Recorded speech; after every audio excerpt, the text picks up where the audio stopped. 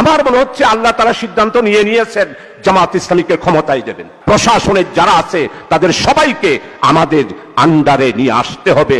আমাদের কথায় উঠবে, আমাদের কথায় বসবে, আমাদের কথায় গ্রেফতার করবে, আমাদের কথায় মামলা হারাবে। জনগণের মাঝে একটা প্রশ্ন, জামাত ইসলামীতে প্রধানমন্ত্রী কে হবে? কেমন তাই না? প্রত্যেক জায়গায় জিজ্ঞাসা করছে না?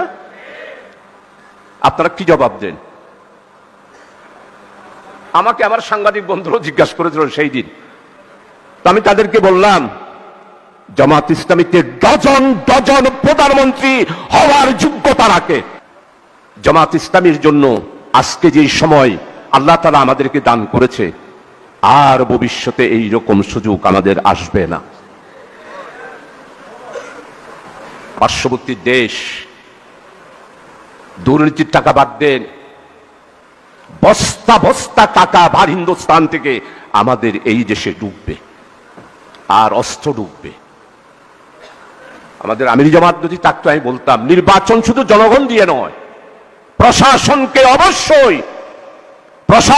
অবশ্যই আমাদের, আমি ন্যাশনালি বলবো না, যার যার নির্বাচনী এলাকায় প্রশাসনের যারা আছে তাদের সবাইকে আমাদের আন্ডারে নিয়ে আসতে হবে।